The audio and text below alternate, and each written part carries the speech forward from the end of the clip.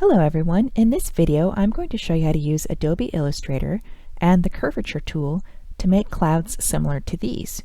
You'll notice that some of these clouds are flat on the bottom and some of them are curved, and they all have different strokes. Let's get started. Go to File, New, select Web, title your project something appropriate. I'm going to call mine Clouds 4 and put my name on it. Then the width, I'm going to make 1280. The height will be 720. Double check that this says pixels, and then all of the rest of the defaults, just leave them where they're at and click Create.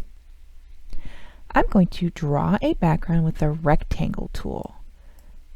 Select the rectangle tool or push M on the keyboard. Then I'm going to click and drag a rectangle over the background. Over here where my stroke and fill are, I'm going to push X on the keyboard and set the stroke to none. X again to bring the fill forward. Now I'm going to go up to Window and open swatches from the alphabetical list so that I have some colors to choose from. I'm going to choose this blue color, and now I'm going to use, under the Window menu, I'm going to use the Color panel, and along with the Color panel there is the Color Guide. So this blue is a little bit too intense for me, but I can choose a tint of that color by clicking over here. That's better. Now, up here in the right corner, find the Layers panel and click on it. Open this little side arrow right here, which expands the layer. This is my rectangle that I just drew, and this little empty area right here, go ahead and click, and you'll see that there's a padlock added. Now this layer is locked, and I won't accidentally click it and move it around while I'm trying to draw my clouds. Speaking of which, let's draw some. Go over here to the toolbox and choose the pen tool or push P on the keyboard. And I do need to set my color. I'm going to set the fill to none and then press X on the keyboard to bring the fill forward and set it to white.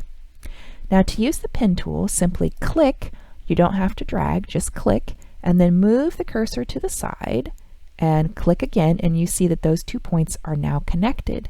Now I'm just going to click in an up and down way to make kind of the basic shape of my cloud.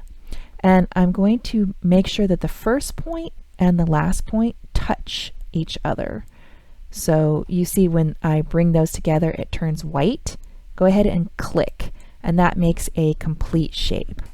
Now I'm going to switch to the Curvature tool, which is right under the pen tool, and click it to select it. Now each of these circles I can double click and it changes it from an angle into a curve. I can also click on that dot and I can move it around. So double click, double click, double click, and move them around if you need to. So any of these I can move and adjust how I like it. Now what I'm going to do is a little trick with the fill and the stroke. So I'd like to fill this in with white. I can simply click this swap arrow and it changes my cloud to white and the fill to none.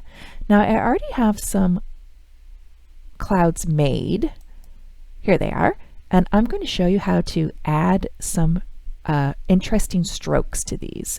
So I'm going to click the selection tool and select one of the clouds, and I'm going to open my brushes. So go to Window and choose Brushes from the menu, and I'm going to open this little side menu, go to Open Brush Library, Artistic, and I'm going to choose Chalk. Feel free to choose different ones. You don't have to choose the exact ones that I do.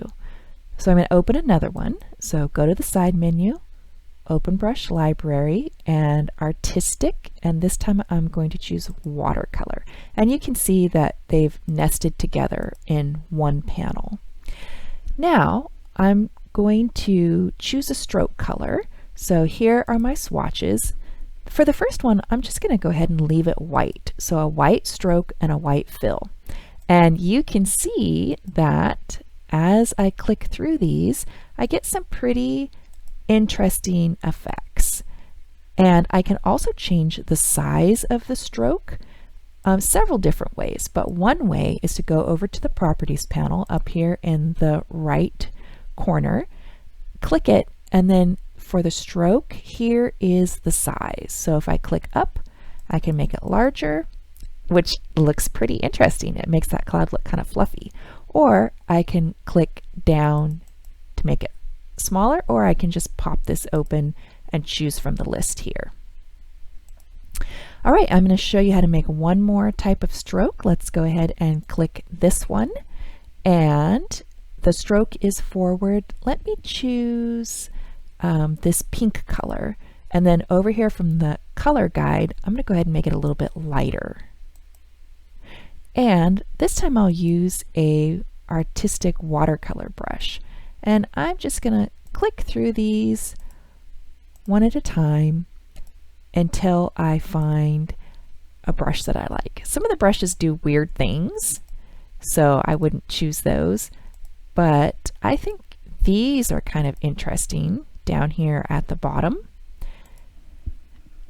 and I like that effect. So please add a stroke to each one of your clouds, like the example here. Be sure to save your changes and turn in your project so that you get credit. That's it for this video, everyone. Have fun!